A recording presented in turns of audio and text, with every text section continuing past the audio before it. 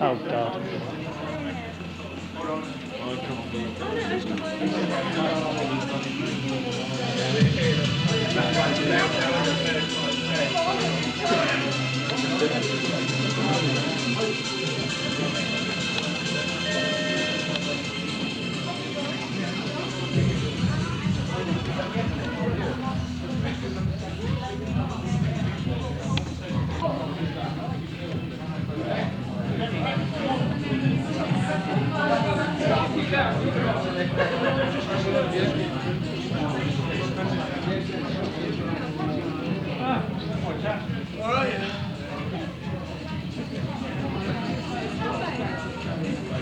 What do you want to do? Do you want to start videoing as well? Just put it in front of him. Do you want to take a video?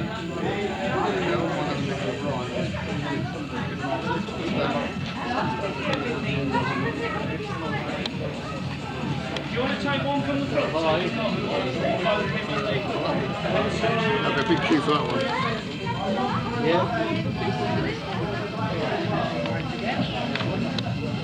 Be on the stage, so. Well, what it is the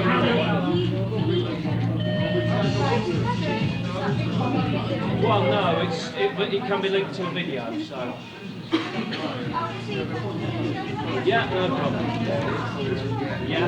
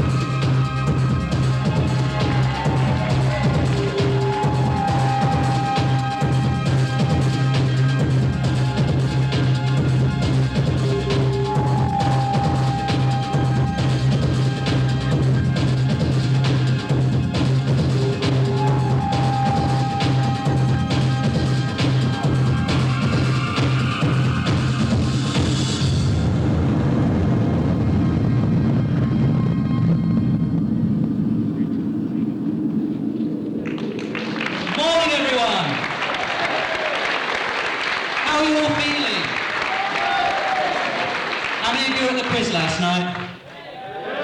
Can you still remember it? Do you enjoy it? You want more of the same? Well, you're going to get it, so good. Okay, I know you were dying to get on with the main event. There are just a few things I have to go through for the point of housekeeping, health and safety, that sort of thing, so please bear with me. We wouldn't want to lose one of you. Honest. Videos and cameras. Flash photography can you keep to the first couple of minutes of any interview and at the end of any interview. It is really very distracting for the actors on stage when you're flashing away all the time at them, as you can imagine. Video cameras are okay so long as you don't have any trailing leads, please. And also we ask that any tapes you do make of the event that you send us a copy, please. Fire exits are clearly marked. If you hear the fire bells, use them and congregate outside. Wear your badges at all times, otherwise you might find yourself ejected. Obey the stewards. The stewards are here to make the event run smoothly and safely. If they ask you to do something, they have your own best interests at heart, please do it. And if you have any problems at all, see a steward, they will try to help you. Honest. Do not leave any personal belongings behind in the main hall when it closes. If you do, they will be removed. Any lost property will be taken to the registration desk, so if you do lose anything, that's your best bet. Go there and they'll find out if they've got it for you. Now, convention packs, your autograph arrangements. Everyone familiar with the ticket system? Anyone not familiar with the ticket system? Good. Basically, you've got your tickets. If you want extra, you have to pay for them. I believe there's a limit of 2 at a time for Tom Baker, as there will be a long queue. Photo studios, they are held just to the left-hand side of the main event here. They're all in your timetable. Special arrangement for the Tom Baker one. In your compact, it says that tickets will be available from 11 o'clock, I believe, at registrations. That is not the case. They will be available from 11 o'clock, but it will be at a different venue, which I will announce at the end of the interview itself. This is because basically we can't have too much congestion out there, so we'll find somewhere else and let you know at the end of this interview where that can be. There's a competition in the back of your compacts, a crossword. If you want to complete that, hand it in by tomorrow at lunchtime, then you stand a chance to win something. Heaven knows what, but you do. There are questionnaires at the back of them as well. If you want to fill them in, give your feedback, that's very useful for us. If you could do that, that'd be great. Hand them in at registration as well. Non-attendee compacts are available from reception. If you want a souvenir one for your friends who couldn't make it, go and see reception and they'll sell you one. Changes to the guest list. You may have, well, you already realised that we've lost Sarah Sutton due to other work commitments. Also, William Russell and Deborah Watling have landed stage roles and therefore unfortunately cannot be with us. But you'll be pleased to know that in their place we've got Peter Purvis, Michael Sheard, and none other than Tom Baker. Okay, the timetable is as it stands in the compacts at the moment. If there are any changes, I will let you know. I believe there's a large version pinned up outside somewhere if you should lose your compact anywhere. And a registration will help you at any time. Basically, enjoy this event. We're going to do our best for you. We'll do whatever we can. There's a cabaret tonight that's followed by a disco which will go on to the early hours. Enjoy it, it's a good laugh. And basically, have fun!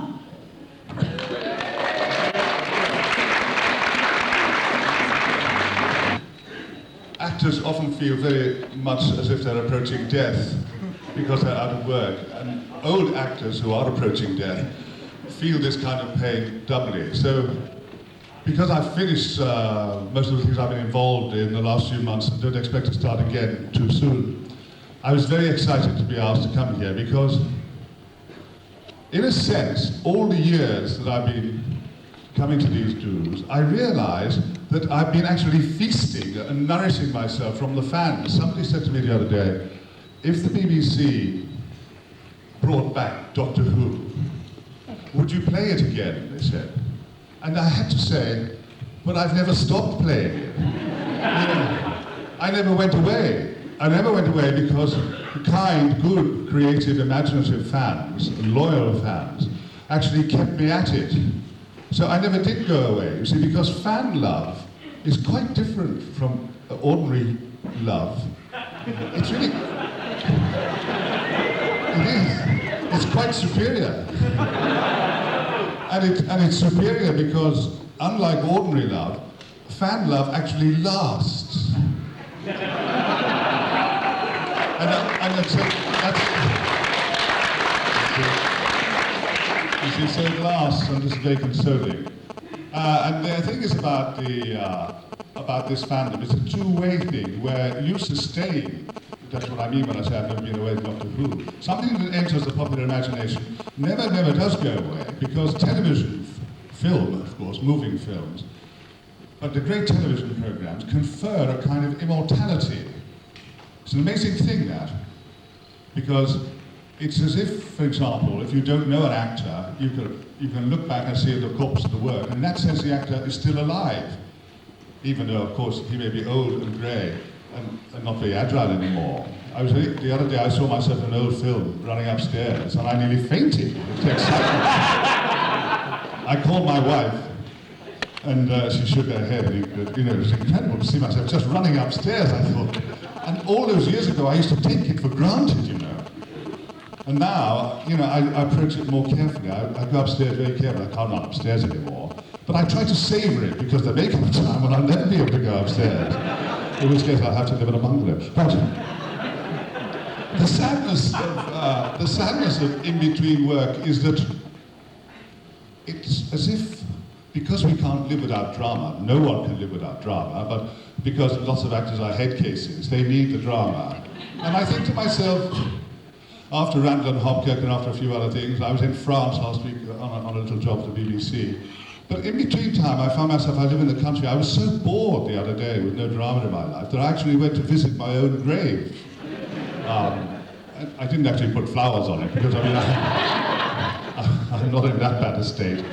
But I stood there, because I had nothing else to do. And then because I live in Kent, where for some reason there seems to be an outbreak of flies this year, the only drama at all in my part of Kent is flies. Last year it was, no, it wasn't. Sorry, no, that was the year before. And so I found myself with terrible wigs on and salt on their shoulders. They're always going like that and saying, "There's bloody dandruff everywhere." And it's a kind of inadequacy that people feel that they've somehow got to reassure you that this isn't a wig. It's really rather like a man, isn't it? When someone stabs his wooden leg, pretending he hasn't got a wooden leg. But I mean, that's the way it is where I live, in my part of Kent. Anyway, what has relieved me in the last few months is in Randall and Hopkirk principally, and also Dungeons and Dragons. I don't know if I haven't seen you since then. I did Dungeons and Dragons for a Canadian film, for, I don't know, some big American producers as well. And when I got the script, which was terrible, but they sent a first-class ticket, so I thought the script was okay. The first thing actors do is to read the ticket. If it's a first-class ticket, you think this is going to happen. But I don't, of course, read the whole of the scripts because that's absolutely pointless. So I just found my bits and read them. And because it was a Canadian film, I thought I was playing an elk. Big enough to play an elk, big enough to play a big elk. And so, because it was Canadian, I've been to Canada, and they have elks, and so when I got to Prague, which is quite interesting if you like being backstage in an opera, and so I kept waiting for about 10 days there, in great luxury, and then I turned up to shoot these 2 or 3 scenes, and when I got there was this little man who said he was the director, and he was kind of disguised to look like, not very well, to look like Steven Spielberg. And he came up to me and he said in his pitiful voice, you must forgive my accent, I can't do this sort of thing, but I'll try because I'm shameless. He said, hi, I'm your director. I said, what? He said, I'm your director. And he was surrounded by all the top brass, the lighting cameraman and some of the producers. I said, you can't be. You, director? Oh, come on, he's putting me on, isn't he? As I look around, they all shook their heads. They all seemed terribly pleased behind his back that I was saying this. So I prolonged the agony a bit. I said, how long have you been a director then? Why, he said, I've wanted to be a director all my life. I said, well, yeah, but when did you become a director? Well, he said, about 6 weeks ago. He said, there you are, you don't look like a director to me. And deliberately he ignored the fact that he looked very like Steven Spielberg, although some of it was not all that well made up. So, anyway, I said, look, before we go any further, I'd like to congratulate you on your courage. And because he was Canadian, a bit slow on the uptake, he said, how do you mean? I said, I'd like to congratulate you on your courage. I only like working for brave directors. And you're obviously brave. He said, so he tried to stand up, and I said, he said, how do you mean I'm brave? I said, listen, you may not know it, but I suspect that you do because you're suddenly looking bright and interesting to me. Several directors I've worked for in films have died soon after working in films. And some of them in dreadful agony of inexplicable, horrific illnesses. To this little fellow, his name was Corey, I think. If he's here, he'll tell you the truth. He said, Jesus Christ. And so he ran away, and so then I went to makeup and got ready. And then when I got to the makeup and saw the makeup there, I said, what is this? And they said, well, here's your costume and your makeup. I said, this has got nothing to do with an elk. And the girl said, what do you mean, elk? I said, I'm playing an elk. It says here, elk. She said, listen, oh Christ, he said, tell her in that office. It was a misspelling, it was elf. So suddenly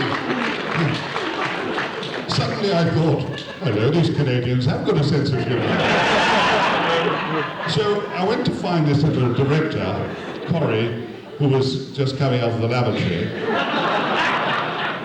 And I said, hey, am I playing an elf? And he said, yeah, that's right. Excuse me, and he rushed back into the lavatory. So I went outside, and he came out again. I said, an elf? Yeah. He said, yeah, an elf. I said, listen, I come from Liverpool. You may have heard of Liverpool. I said, and you know, we used to talk about elves and goblins and things like that. And I had a feeling, but I can't be sure of this. In fact, I can't be sure of anything, except that you're looking terrible. I thought that elves were little things. He said, no, not in Canada. No, not in Canada. He said, actually, he said, I didn't expect you to be quite so big. So this absolute oik hadn't actually checked, you know.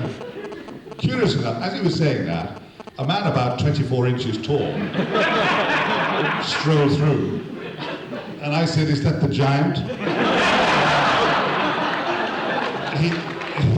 He wasn't amused at all by this. He really wasn't amused at all. Anyway, somehow we got through 3 or 4 scenes over a couple of days, which were absolutely atrocious. It's amazing that this man had raised $30 million to do this computer game. So that was that taken out of the way. And finally I got home and I was very relieved and resolved not to go near any Canadian directors.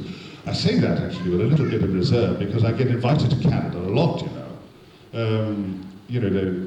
Maybe not many people go to Canada willingly, but they ask me to go a lot to St. John's or Newfoundland. So they say, come and cheer us up. I get similar letters to that from Sweden as well. And now from Hungary, because they must be sending my stuff out to Hungary. And so that kind of kept me going, and I laughed about it and got home. And then, of course, I did Randall and Hopkirk. But Randall and Hopkirk, I didn't really meet anyone, because it was only me and Vic Reeves, who was called Jim Moyer. There was only him and me, really, once with the girl, Amelia. And so that was got out of the way. And then, what else? Oh yes, the other thing I must draw your attention to, because you're interested in these things, and if you're not, I'm going to tell you anyway, is that there's no doubt about it, the sword and sorcery, which has never gone away, is actually very hot and in the air at the moment. I have 2 or 3 times in the last few months been interviewed on camera for Merlin. There's actually, I didn't get one of them, that's the one that's going in Czechoslovakia now, Arthur and the Round Table, done in a sort of traditional way. The second one is the BBC are doing a 10-part series of a modern Knights of the Round Table. And they thought that I'd be as nice as Merlin. this kind of terrible dropout old man, who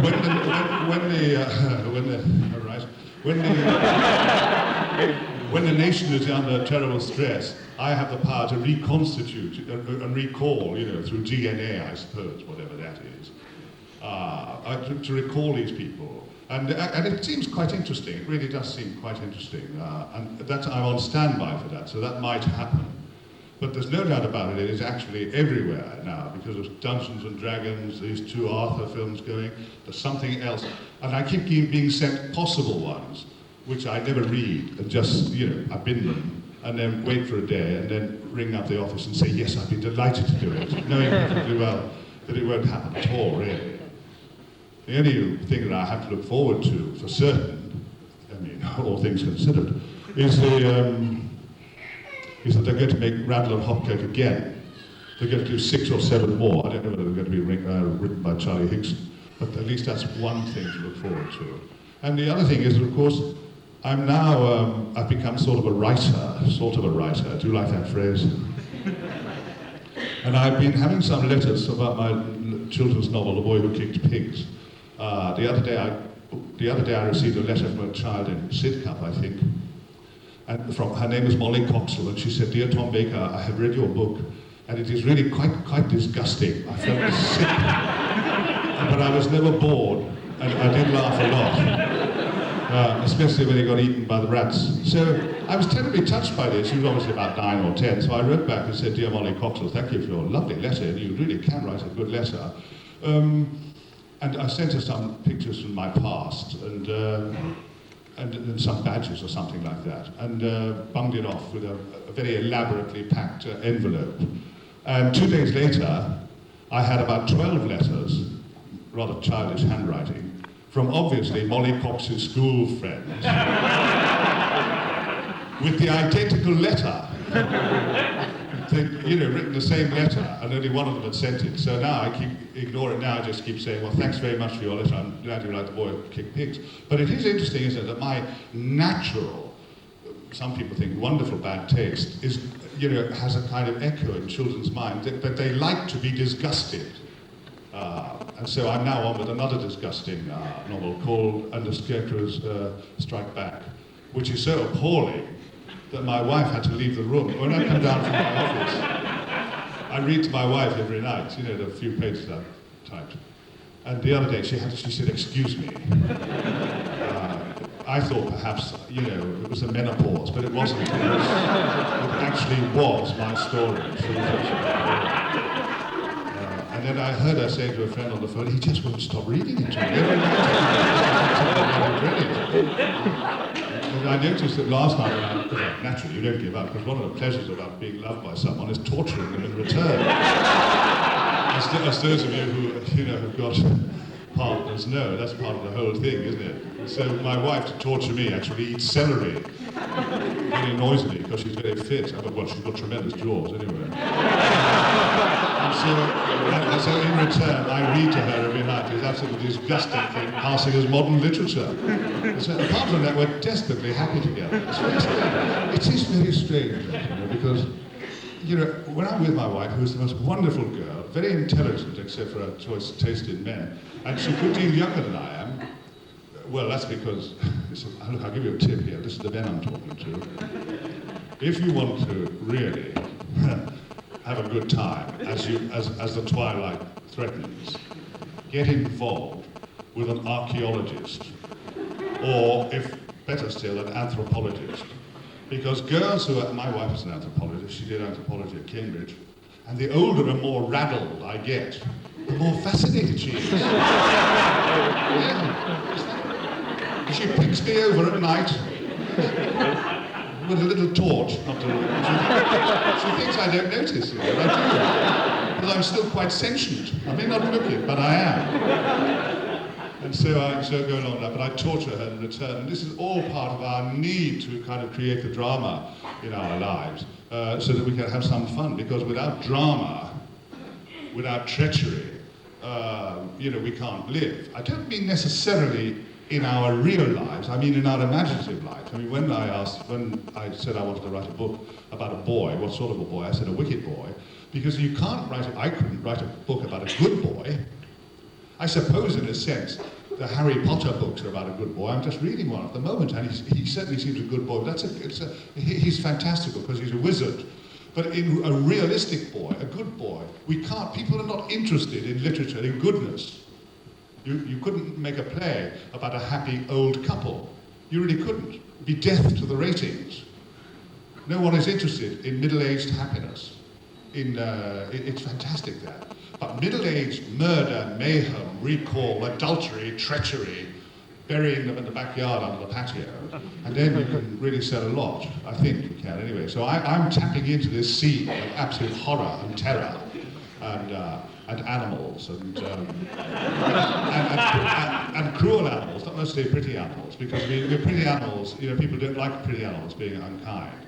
It's a funny thing, that, isn't it, that people who hunt animals only want to hunt beautiful animals. It's an amazing and sad thing. If you were in a pub and someone looked at his watch and said, I've got to get off now, I've got to go and feed the cockroaches, you'd think he was a bit odd, wouldn't you? But if he said, I've got to go and feed my Burmese cats, you'd think, oh, that's nice, because they're beautiful. But the idea of feeding cockroaches is repulsive to us. Or if you said, I killed 28 cockroaches last night, people say, good on you. I can't stand cockroaches, although, of course, they're full of protein. Not everybody knows that. And if you said, last night I went out with my tennis racket under the medlar tree where the bird food is, and I killed 28 tomtits and 16 butterflies, we would be appalled, wouldn't we? We really would. And if there's anyone here who wouldn't be appalled, he can leave now. Because I think it's a dreadful thing to do. And so all these things kind of preoccupy me and make me, and I suppose make any would-be actor or performer, desire to do something else. And the nice thing I've discovered, with the perfect confidence of someone who's only ever written one novel, is that I've sold it to Japan, not for very much, but it's been sold in Japan. Apparently they really love it. They really like that, yes. And I've sold it in Spain, and I've sold it in Holland. So it's going to be all right there. And I think actually I'm going to make the next one even more horrific. It really is. I wish I'd brought it now, but I don't want it being sick all over the hall first thing. But that will come out, I hope, just next spring. I think there isn't much time to get it done this year, but I'm really thoroughly enjoying that and enjoying the power of it on this computer screen of actually creating this character called Pecksniff, which I've stolen from Dickens, Nigel Pecksniff. And he's a monster. And he's got a friend actually called Eric Blair, which is a kind of steal from George Orwell, whatever it was. But I'm enjoying making them do terrible things.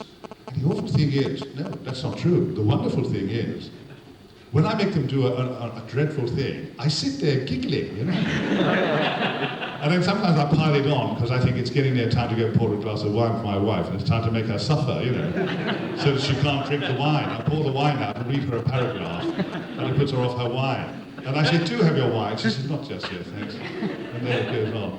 And so these kind of things preoccupy me, and I hope, will lead to things.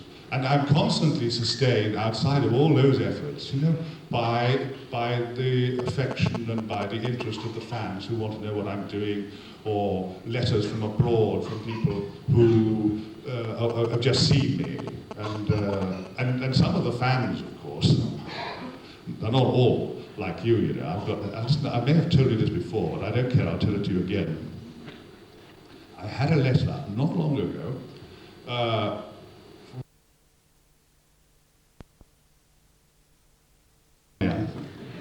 if that's possible. When I was reading the Bible the other day, after I'd swatted a few flies, I was reading the book of Genesis, and it's quite good, isn't it? God created the world. First of all, he said, let there be light, and he saw the light was good, and he was pleased, and he went on.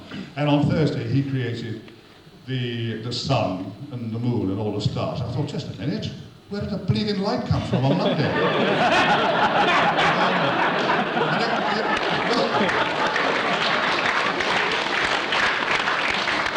I didn't want to catch God out, but he really led with his chair, anyway. So this is fine, and everyone got on, and there was, then there was this, no irony at all. When Eve was actually in that garden, and somebody went, psst, and she turned around, and there's a bloody snake there, who says, hello.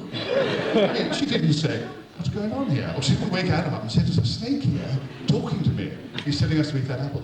But anyway, by chapter 7, when, you know, everyone, because as you know, the sad thing about humanity is that the firstborn man was a murderer. Adam was not born, as you know, he was created, but the firstborn man, Cain, killed Abel. So we got off to a bad start there. And God was so pissed off by chapter 7 that he called in his friend, talk about nepotism, he called in Noah and he said, Noah, and Noah said, what? He said, listen, don't say anything to anyone. I've got good news for you, which is terrible news for the rest of them. He said, what's that, Lord? He said, I'm going to drown every one of the buggers. Except you. So, there we are. So, in fact, I don't want to actually, this is not an attempt to kind of find God guilty, but it's just an attempt to, you know, remind you he committed genocide. Not only did he do a trick with the light on the Monday, and then he made the sun on the Thursday, but he committed genocide by chapter 7. And we won't go on, it's a long list, but I do like reading it. There was someone over there wanted to ask a question. Is it not about God again, is it? How did you get on the Narnia video? The Narnia video? How did I get on? How did you enjoy being on the Narnia video? Well, that's a nice question. Did I enjoy being in the Narnia one? Well, I can enjoy anything really, you know. Yes, I can enjoy anything, and I quite enjoyed it. But the thing is, you see, one of the secrets of enjoying things in television, and certainly, of course, you can't help it in the theatre, is that I never have ever watched anything I've been in. Because I always said to myself, you know, well, of course I've had to watch some things when I've had to revoice something, or they've asked my opinion about a scene later. But I've never been powerful enough to say, let's reshoot that scene, which is what actors like to be able to say. Big, powerful actors can say, we'll shoot the scene again. Otherwise, if I go to see the Rushes, and I don't like what they say, all it does is wear me out. You know, I think we could have done it better. And so my answer to that was never to watch anything. And certainly, in Narnia, I found the characterization of the children grotesque. Those funny children who talk. But I don't know what goes on in children's minds, because the modern children love those characters. And yet, C.S. Lewis, who would be more than 100 years old now, yeah, more, about 120 or 30, he was writing about Edwardian children. And it's heavily moral, isn't it? But maybe children like those moral stories. But I like doing it because it's nice being with the actors and everything. And also, when you do children's classics, they get repeated. So you get paid 2 or 3 times. That means that I can take my wife out to a smart restaurant and then refuse to speak to her, you know, which gives me a lot of pleasure. She keeps saying, what's the matter with you? Things like that. I like doing that. Any more questions? This man here? Yeah. Do Sky pay well for voiceovers for boxing promos? The boxing programme, it only took me about an hour. Yes, I think I got £320 to talk about boxing, about which I know not much. But, and I was doing this funny growly voice, about Lennox Lewis and all that sort of stuff. But I mean, if that's what people want, I was doing one for Mitsubishi, I think, on Friday. And it really was absolute nonsensical stuff, you know. But, you know, it's no point in saying this is nonsensical, I'm not going to do it. It's amazing when someone says £320, how nonsense becomes really quite attractive. It's amazing that. You say, oh, that's, how interesting. Yes, I think it's really subtle. You think, what am I saying this for? But there's no limit to hypocrisy. But of course, actors have to be we all have to be hypocrites, otherwise there will be no social cohesion in our lives. But actors particularly are professional hypocrites. I mean, actors are fakers. That's the extraordinary thing, is that actors are supposed to be convincing when in fact they're faking an emotion, which actually is done so well sometimes that it engages a whole millions of people in their imagination, and they believe it. Yes? Yeah. Go on there at the back. Shout it out.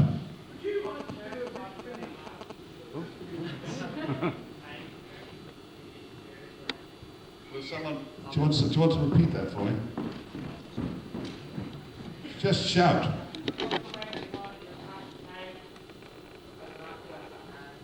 What did he say? What's the hardest job? What's the worst part you've had to play as an actor since you started? The worst part? Yeah. Oh, I think Macbeth. I got far too many laughs in Macbeth. It was absolutely apparent, and especially at the end when he realised that the witches had done him in. The bloody place was in convulsions. And people, you know, serious people were appalled. Because I don't quite understand, because I'm not at all clever. That's why I talk so confidently about everything. I know nothing about anything. But I mean, I don't quite understand, this kind of, I can't quite grasp this kind of tragic figure. He strikes me as being not only a prat, but a murderous prat. And why, don't try and tell me why it is that he's an heroic figure, or a tragic figure. From the word go, he's absolutely appalling. And so I was always having arguments about people like that. And so I got lots of laughs, and so therefore I was a failure. But the audiences, the young audiences who came, did like it, but it infuriated everyone else. So that was a failure, yeah. It was so bad, because the audience also were booing. They booed me on the first night. And I became sick then, and I was throwing up all over the place. And I suddenly felt that I was going to die. Lots of us have this feeling, but I had it rather acutely at that time, and I'd signed for 58 performances. And so the next day when I came in for the matinee, I brought in some rather precious books that I had, and I gave them away to some of the younger actors, thinking I'm going to be dead, so they might as well have them. There's no one else I wanted to. So every day I came in for a performance, I brought more and more of my possessions away, as this feeling I was going to die grew, in spite of all the laughter and booing. And by the end of the 58 days, I had nothing left except a chaise longue. And that was on the Saturday afternoon. And then on the Saturday night, the 58th performance came, and they booed and laughed again, and the whole bloody ordeal was over, and I realised I wasn't going to die. And I had nothing left. I had to sleep on somebody's floor that night. And it wasn't long after that, sleeping on someone's floor, that it led to Doctor Who. That's a rather convoluted story. So, yes, Macbeth was amazing. Yes? If you hadn't chosen to become an actor, what would your career role have been? Yeah, the girl asked the question, if I hadn't become an actor, what would I have become? I don't think, actually, I could have been anything else, really, because I had this, being brought up in this kind of tumultuous religious life, full of bigotry and brought up. It's an amazing thing, isn't it? Christianity is very beautiful, very difficult, because the hardest injunction is that we love one another. This is very difficult. It's not difficult with fans, actually, but it's difficult with people in their ordinary lives, because we get tired of loving people. Sometimes our love dies. Sometimes their love dies for us. So I was brought up in all this, hating the Jews, because of course they killed Christ. We knew all the quotes, hating the Protestants, crossing the street, keeping your head down. So I was brought up, in other words, this preposterous thing. Instead of being brought up to love one another, we were brought up to hate one another. All the bigotry, which was reinforced and is expressed all over the world now. So my way in this thing was to be in the church, sniffing incense, which used to make my legs go weak, still does. I was a sniffer from a very early age. The smell of linoleum, going to funerals, that used to please me a lot. Because children used to die of diseases then that you've never even heard of. And we knew words like tracheotomy, which meant cutting the throat of children so to save their lives. And we knew words like diphtheria. So it was terribly dramatic, you see. And in this drama, I was playing quite a significant part in this tiny little parish I lived in. So there was nothing else for it. I was just a performer from the word go, just because of the circumstances. It wasn't really a conscious thing. Later on I said, I think I'll become an actor. I always was. The only thing is, I didn't know at an early age how to turn it into there was no one to tell me what to do with this kind of tiny little gift I have of making people laugh, sometimes making them cry, and frequently making them cringe. But, yes? Did you enjoy doing the car adverts with John Pertwee? If you did? He says, did I enjoy doing the car adverts? Yes, I did enjoy doing the car adverts, because it only took about an hour and a half, and we were paid a shed full of money. Yeah, it was a doddle. Yeah, and I said to John was very funny and more political and clever than I am. He said, now look dear, we don't want any trouble. Just let's do this and get off. So he did. And Peter will tell you, he was in it. Peter comes tomorrow, he was in it. Yes, it was a doddle. Yeah, those are easy jobs. Yeah. And the other week I was in France for 2 days. I've been learning French, and so they sent me to France to Aix-en-Provence, which is very beautiful, and I had to try my French out. What a waste of 4 bloody years. Absolute waste. I'm going to give it up. Yes? Who's your favourite drinking partner? My favourite drinking partner, so I will suggest that I've become some kind of full staff or something. My favourite drinking partner is whoever I'm with at the time who's listening to me. Like every other drinking partner. Like, yes, go on. Would you like to write something Would I like to write something for what? Well, I might if they ask me nicely enough. If people ask me nicely, I'm very vulnerable, you know. I'm very vulnerable to, you know, affection and respect and being caressed. Yes. So maybe they'll do that. Maybe they'll send me a caresser. Yeah, the man on the wall. You mentioned that this is your live program, which is a great program to watch. What was it like for you being on the program?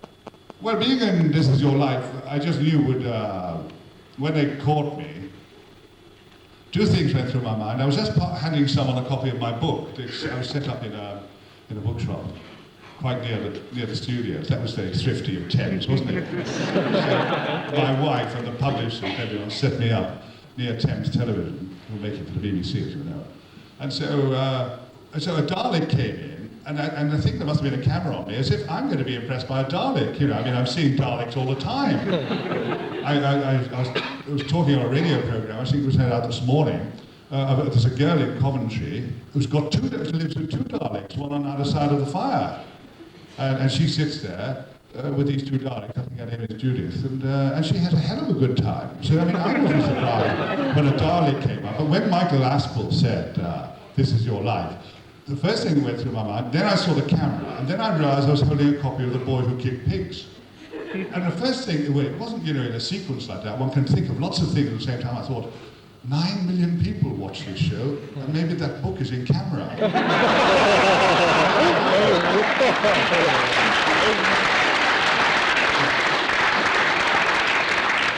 And then I thought, well, and my wife will like it too, you know, because I'm not on the scene with my wife. Sometimes I say,